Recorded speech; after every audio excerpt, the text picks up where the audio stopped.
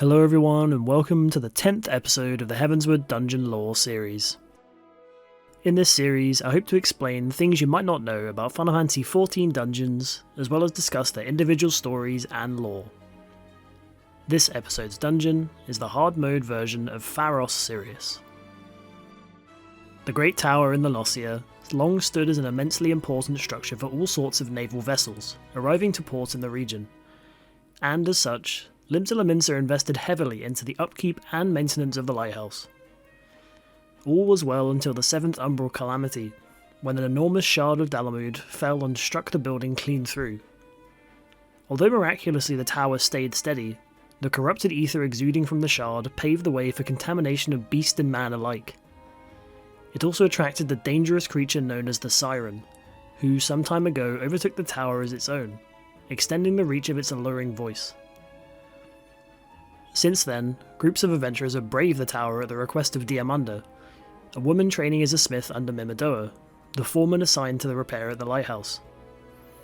After successfully felling the Siren, the tower stood in moderate disrepair for a long while, but thankfully free of the intruding monsters.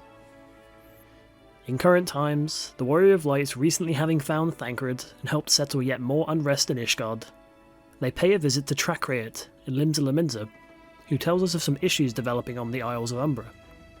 The local kobolds seem to have made their own bid for Pharos Sirius, driving out the smiths and masons still working on restoring the tower.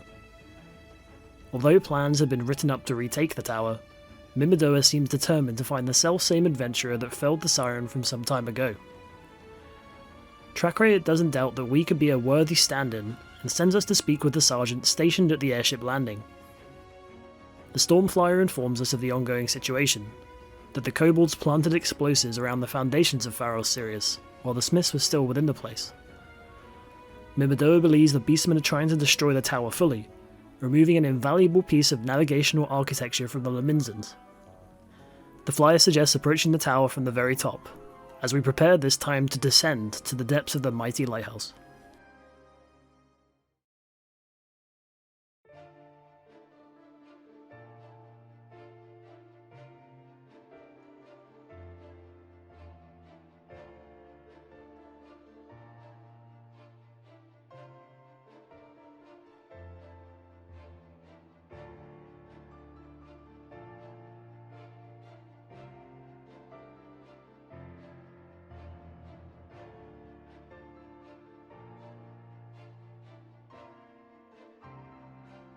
As we arrive atop Pharos Sirius, we can see that the corruption still seeps its way into the upper reaches of the tower, with the largest crystal shard still lodged through the walls.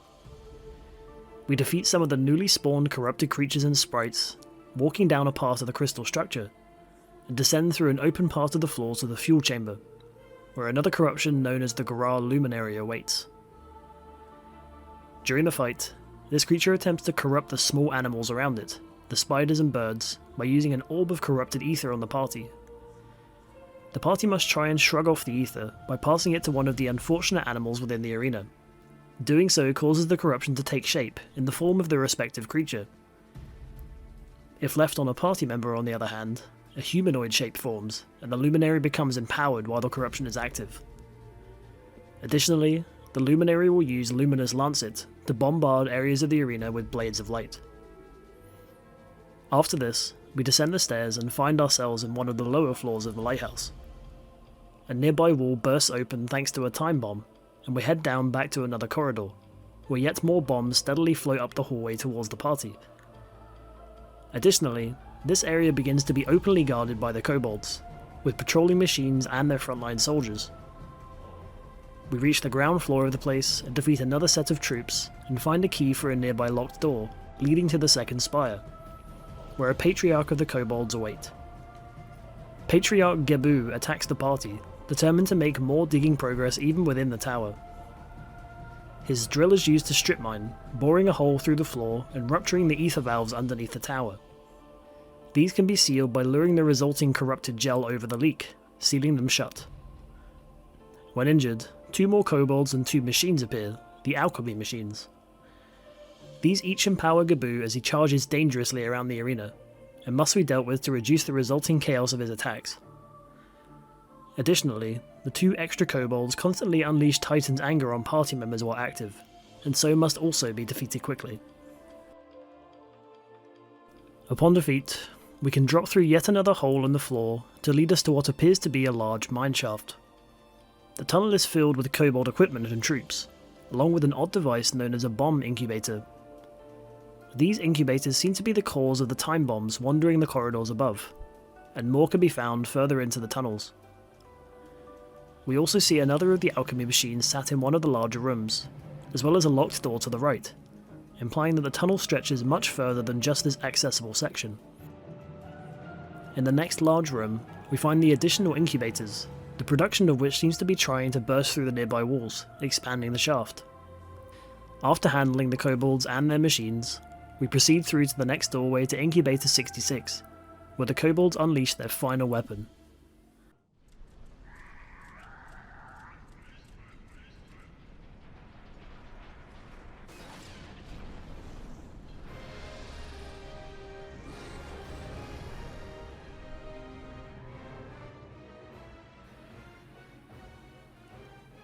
The Progenitrix, an enormous explosive to be used against Pharos Sirius, appears from the large incubator within the room and attacks the party. During the fight, the Progenitrix unsurprisingly uses explosion and fire related abilities, swiping the tanking member with Scald and using sap on random party members. When injured, she calls forth a handful of lava bombs and grey bombs. The grey variety are much more dangerous here, as they slowly expand in explosion size until covering the entire arena, compared to the others only bursting when defeated. Afterwards, the Progenitrix uses Big Burst, preparing an enormous explosion, but the party manages to delay and defeat her. However, the battle is not yet done, as more smaller bombs come forth, after which the incubator in the background turns blue, releasing another enormous bomb known as the Progenitor. This iteration, even more hot than the last, unleashes blue flames, slowly increasing the party's susceptibility to fire. When this creature summons bombs, it also calls forth a remedy bomb. This bomb will slowly approach the grey bomb nearby, causing it to greatly expand in size if reached. Thankfully, the remedy bomb can be knocked away to stop it getting too close.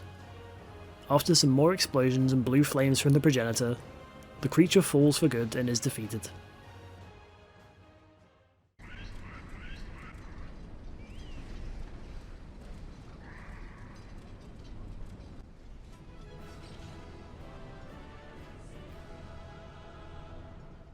Outside of the tower, the Stormflyer thanks us for our success in driving the kobolds out of their tunnels, but is worried about the continued watch of the place as the restoration moves to continue.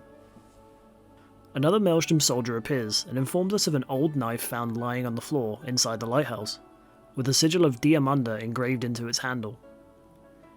The Stormflyer, still concerned with the return of the kobolds, requests that we seek out Trakriot while they attempt to handle the security of Pharos Sirius, and we head to Aleport to speak with him. When we attempt to hand over the knife to be returned later, however, Diamanda appears from behind us in tow with Mimidoa, the latter of which seems furious that the tower still has not been retaken. Trakriot calms the Lullafell by informing him that the place is now kobold-free. He hands the knife to Diamanda, who recognises it as the piece she first made after becoming a qualified smith, and one she handed to Simond, her brother, before his long voyage. Trakriot is shocked to hear the name of the lost Maelstrom captain, but Diamanda, while sad that the gift turned out to be a farewell in craft, is glad that the captain kept the blade, using it enough to wear it blunt. She turns to Mimidoa and asks that they return to work on the tower post-haste, inspired by this sign that the lighthouse should become a place to honour those lost, rather than mourn them. Mimidoa turns to us and seems to recognise us, placing us as the adventurer that once helped him fend off a siren, although he seems certain that the event took place long enough ago that we could be the adventurer's heir, or at least a relative. Mimidoa thanks us, and Diamanda does the same, swearing on her brother's memory that Pharos Sirius will one day stand as proud and as glorious as ever, helping to guide the souls of those lost at sea back to familiar shores. The Smiths both leave, and Trakriot turns to us one final time, observing that the lighthouse might mean different things to many, but to those two, it means more than anyone could know.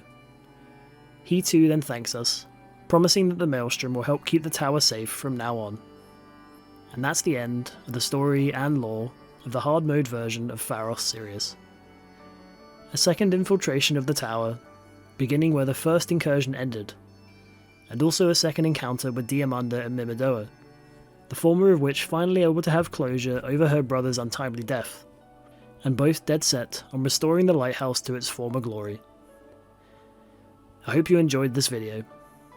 If you did, leave a like and subscribe to the channel for more Final Fantasy XIV lore, and I'll see you next time for the Anti-Tower.